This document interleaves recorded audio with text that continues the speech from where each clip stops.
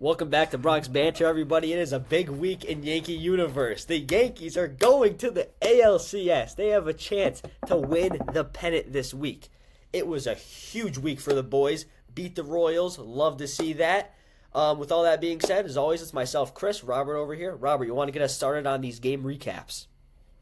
Chris, let's go. We're looking forward to the ALCS, but game one of the ALDS, Yankees took the dub 6-5. Cole versus Waka. Garrett Cole, 5 innings pitched, 7 hits, 3 runs, 2 walks, 4 strikeouts, and obviously you could tell that the delay between the series kind of put him on the ropes.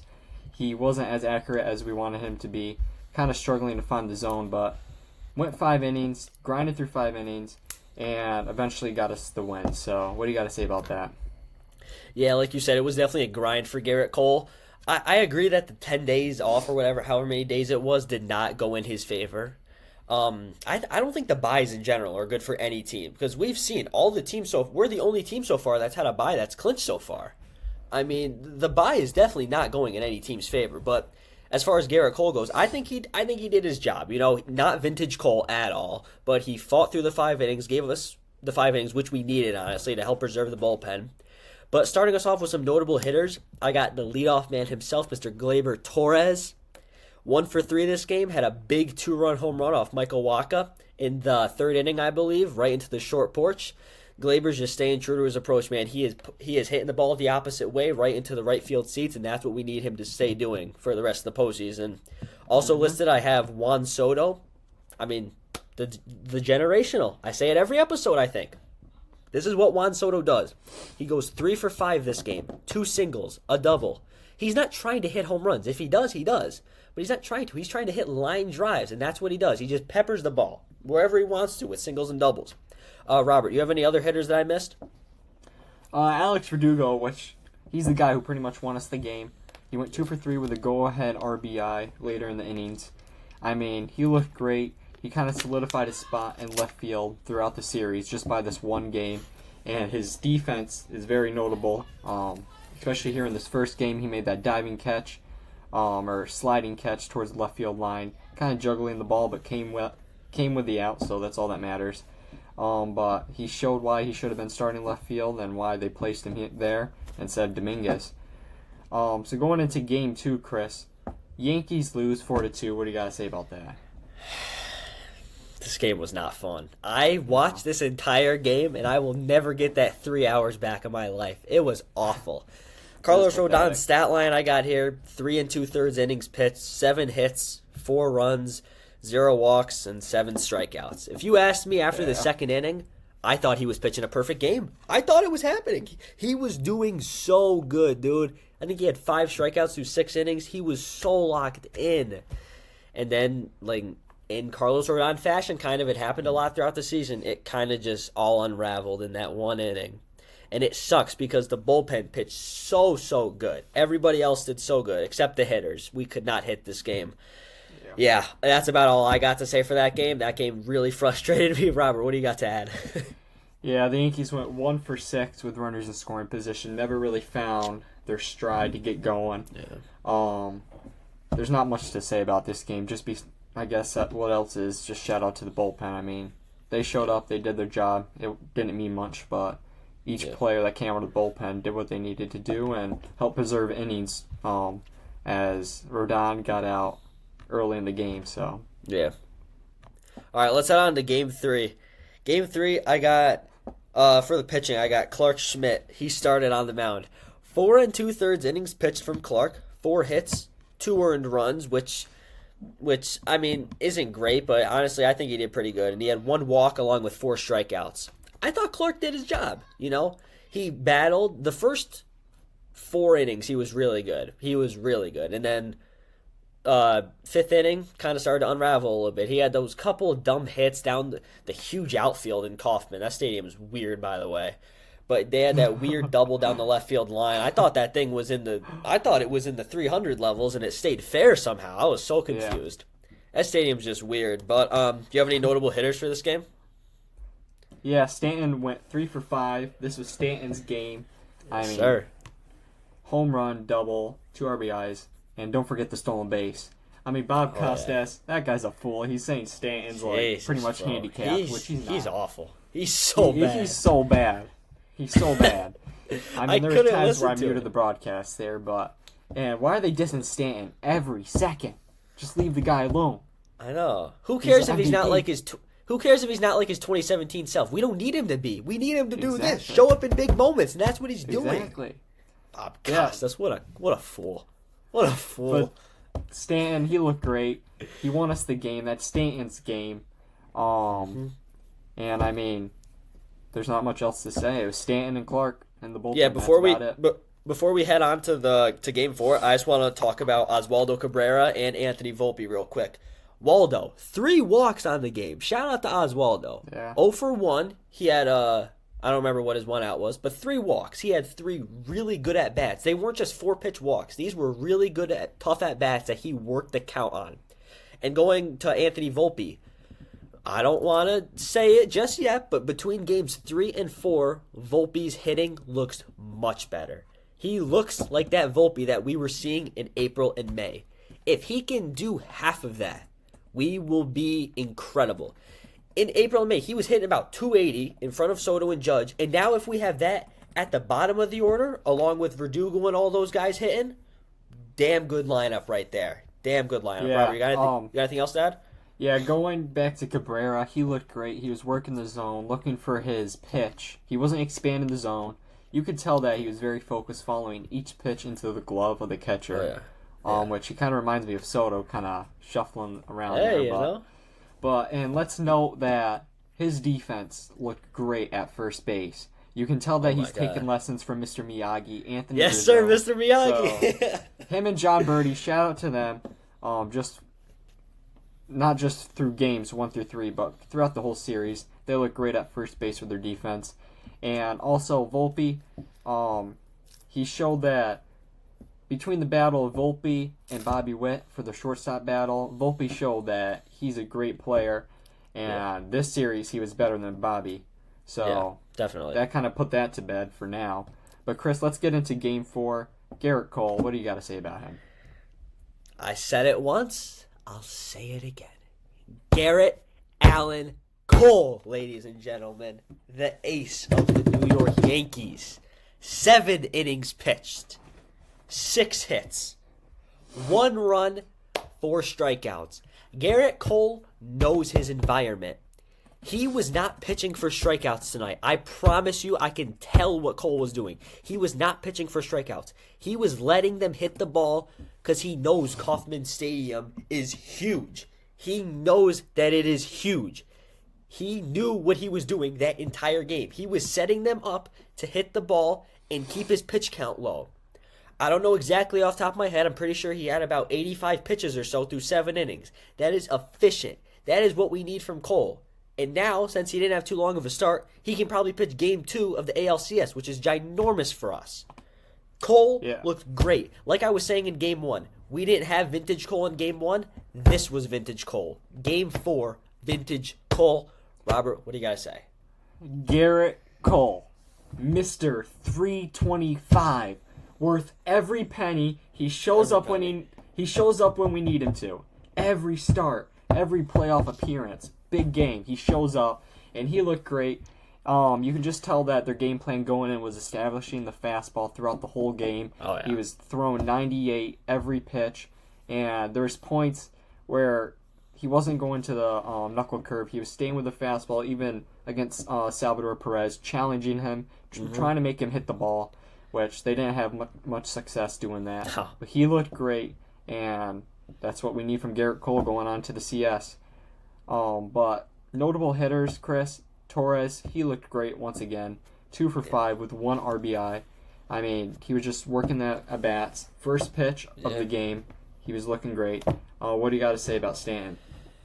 Stan, another game showing why he is not washed, Bob Costas. He is not washed, okay? Just because he's not hitting 58 home runs every season does not mean he's washed. I don't care that he can't run to first base. 2 for 3 with a double and an RBI single today.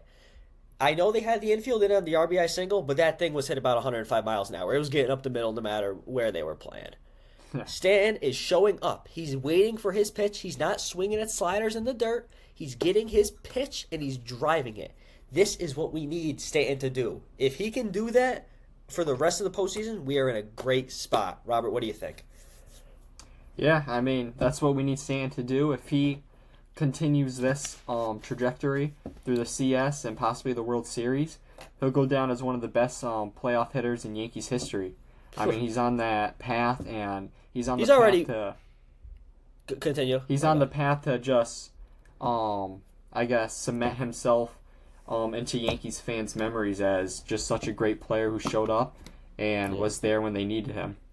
I believe he's already one of the best postseason hitters in the history of baseball, all things considered. I forget what the stat was. I think it was home runs per at bats all time. He's right just behind Babe Ruth. Yeah, that's the only guy he's behind. I mean, Stanton shows up, dude. Like he lives for October. He lives for this. Yeah, and I just got one more comment. Just before we wrap up this DS talk, Yep. Bob Costas. It's time to retire. Hang up the mic. Get some of the young guys in the booth. You and your other guy there. It's time to retire. TBS. Listen to the fans. I mean, that was pathetic. Also, the camera quality was bad, too. I think it was Stanton's RBI double when Soto was scoring. I didn't know where Soto was, and they were showing Stanton jogging. I'm like, what the hell are we looking at? There was multiple points. If you look at awful. If you look at John Boy on Talkin' Yanks on Instagram. Shout out John Boy. You will see. Shout out John Boy. What a guy. Shout out Jake. But if you look at their Instagram, you'll see there was many points throughout the series where TBS was panning away from a pitch and then going into the pitch after the pitch was thrown. So that's pathetic. Shame on you, TBS. I mean, I got one more point before we move on. Michael Garcia. What happened? You don't fear anybody? You don't fear anybody. I don't care that Jazz didn't do anything. Jazz is so cool. I know he'll show up. But you don't fear anybody. You fear Anthony Volpe. You fear the little 5'9" Italian guy. You fear the little 5'9" shortstop. All he knows how to do is cook chicken parm, and you're afraid Exactly. Volpe was trying to be a nice guy. Volpe was trying to pat him on the back, be a nice guy. Garcia was getting all pressed up. For what? For what? Because you're a sore loser? Because you're a sore loser. Have fun in Cancun, buddy. Have fun in Cancun. And his slide, I was looking at this morning. His slide was pretty late into the bag. That's some Chase Utley stuff right there. Yeah. That guy's a fool. He's looking for attention. He's looking for attention. He's trying to be Jazz. He got 4 hits one time, and he thinks he's so cool, I guess. I mean, Jesus. Nobody is Jazz Chisholm. Jazz Chisholm is one of one. Oh, man. Jazz, Yankee fans love you. In the words of Jazz, I've never heard anybody boo a bum before. I mean, they don't boo bums. There's a reason he's getting booed. They wouldn't boo if it was Will Warren talking. If it was Will Warren, if it was who else is a bum? Will Warren. If it was Aaron Hicks talking, they wouldn't boo. Joey Gallo. Oh my God! Bums. Don't diss Will Warren yet. All right, we're getting a little off track. He's got a future. Well, let's get back on the tracks here. Okay, so I got some stats for our starting pitchers and how they have done against the Tigers so far in their career. So let's go through this. Let's hear it. My assumption is that Carlos Rodon will start game 1 because Cole won't have enough rest time. So if he does, Rodon in his career, he pitched a lot against them because he was on the White Sox for a decent amount of time. He's 6-4 with a 5.48 ERA, 83 strikeouts. That's 13 starts against them. So not great numbers, honestly. Not great numbers. And, yeah, that's just not great. But moving on to the positive side, Garrett Cole, 10-1 record with a 1.84 ERA, 106 strikeouts, and he's faced them 14 times. That's elite. Cool. That's elite. And also Clark Schmidt in limited outings, he's 3-0 with a 4.7 ERA, 27 strikeouts, 5 times he's faced them. So limited numbers. Yeah, Robert, so you did the Guardians, correct? That is correct. I guess I'll start off with Carlos Rodon versus the Guardians. 8-5, 21 appearances in his career, 2.81 ERA with 124 strikeouts. So very, very, very solid numbers. Carlos Rodon, which I guess he'll be pitching game 1 in the Bronx. Anyways, my point was going to be I would have loved him to pitch in Cleveland, which I guess later in the series he'll probably have the chance to. Mm-hmm.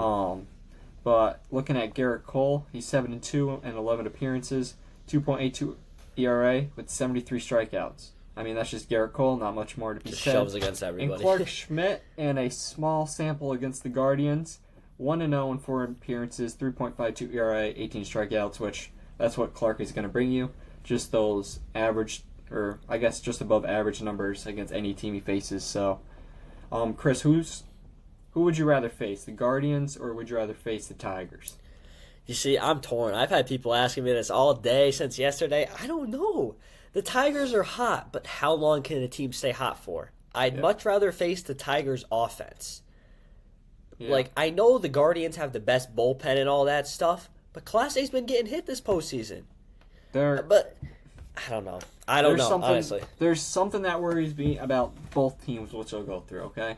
Yeah. Tigers, you got Tariq Skubal, the second best pitcher in MLB behind Garrett Cole. That scares me. Okay. But he will be pitching Game 5 tomorrow, so that only limits him to 2 starting roles in the CS series. Okay. So that's a positive. That's good. The Tigers, like you were saying, they're young, they're dumb, they don't know what's going on. They're all just They don't have experience. they're just full up on energy. And so that scares me, but a team that's hot is eventually a team that gets cold. Exactly. That's a point. My last point against the Guardians, if we were to face them. They have an offense that's that's struggling really, really, really bad right now. I think they've scored very limited runs in their games against the Tigers. Yeah. So that is something to look against. And obviously their pitching scares me, which their pitching is always, always good. And then lastly, my point is Josh Naylor versus Garrett Cole. That's something to watch out for. Rock the baby. That's something to watch out for. Naylor's a baby. I want Garrett Cole to just pitch him up and in. That's all you got to do. Don't allow him to get in your head. A little sweet chin music. A little chin music. Nothing crazy. Don't allow Josh Naylor to dictate the series against the Yankees if they were to face the Guardians. No matter who we face, I think it's going to be a great series regardless. People are saying the Yankees have like a cakewalk to the World Series. No. Both these teams are good. Like people are acting like we're playing like the Rays or something. These teams are good. Yeah. They're teams that belong where they are. Even if you don't believe it. Even the Tigers, they have AJ Hinch. I mean, you got to give him his props. The guy's he is a mastermind with the game. He's very good at great manager. Giving his players hope, and it's going to be a good series whoever we face in the CS, which we'll find out tomorrow at 1 o'clock. Yeah. Robert, who is a guy that you think, in order for the Yankees to succeed in the following series, needs to step up? I hate to say it. This was one of my points that I made if you go to the previous episodes about the DS. Austin Wells. What are we doing? You're the cleanup hitter. I made this point in previous episodes. You need to show up in that spot. His performance was pathetic. In 16 at-bats, he has 2 hits, no home runs. Where's the power? He does have 2 RBIs and 2 walks. But that's 6 strikeouts with that. That brings it to a 125 average. 222 OBP and a 125 slugging. That is pathetic. Austin Wells, you need to get going. You're one of the pieces on this team that connects the heart. And him behind Aaron Judge and in between Giancarlo Stanton, excuse me. He just makes or breaks the lineup, which was shown in this past series when he's not getting those timely hits when Soto and Judge and Glaber are on base. Exactly. A hitter that I think needs to step up in order for us to continue doing what we're doing is Jazz Chisholm Jr. Talked a lot of stuff on Twitter. Necessarily didn't back it up yet. We won the series, but he didn't really do much about it. He made a couple nice plays at third, but in the series he went 2 for 15. That's good for a 133 batting average. 3 strikeouts, and we just need Jazz to do more than that. I know he can do more than that. We saw him in that Phillies series when he first got on the Yankees. He's capable of this. I know Jazz is built for this moment. He's never really played in the playoffs before, though, being with the Marlins. No offense, Marlins fans, but, I think Jazz will be good. I think he's going to really step it up this next series. Yeah, he's going to be fine. He brings a bunch of energy to this team, even when he's not doing good. He's the little brother on the team. He said it himself. He'll be fine. Who's somebody else that you think needs to step up? Going into a pitcher who I think needs to show up a little more than what he did in the past series in the DS, Carlos Rodon. We need you to show up, buddy. I mean, come on. We can't be going 4 innings each time around.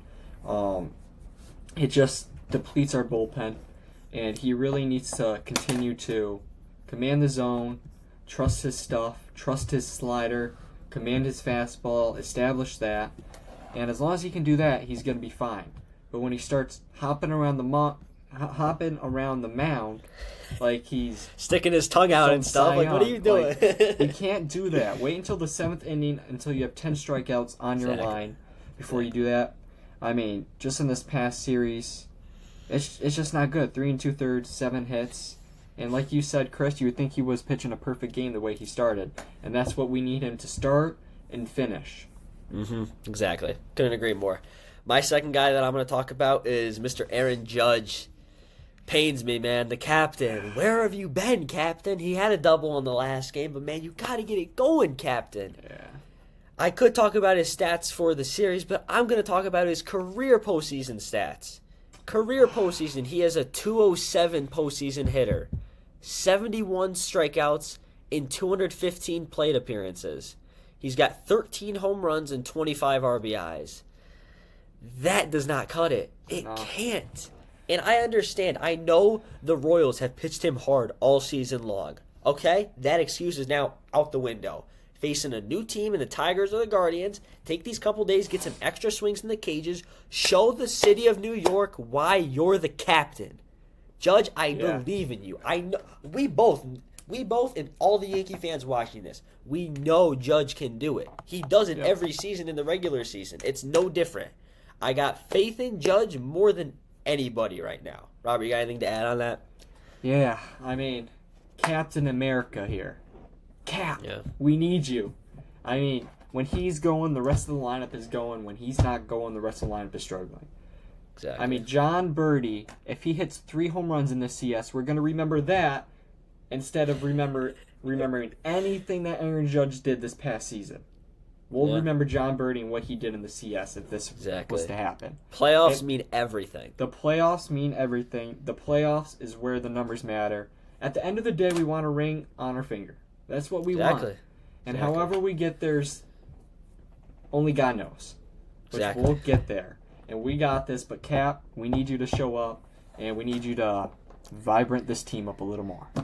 Yeah, I agree with everything you said. I mean, he needs to step up. It's as simple as that. He needs to step up. And I do believe he will. I do believe he will.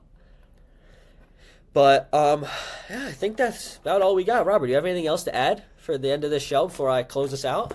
No, I mean, it was a great episode. Everybody like and subscribe. Yankees, let's not be too confident. Remember, stay on level. We're fine. We got this. Exactly. Let's make it quick, Chris. Let's make it quick. 4 games. Exactly. Quick and painless. That's all I'm asking. 4 games. So, Chris, great episode. Anything else? No, that's about it. Thank you guys for watching the video. We hope you enjoy. Everybody, if you're going to any of the games, ALCS, be safe, have a great time, be loud, re-sign Soto. I want to hear that. I want to hear that in the stands. But, yeah, that's about it. Appreciate everybody checking out the video. Hope you guys have a great rest of your day. As always, God bless everybody. Let's go Yankees.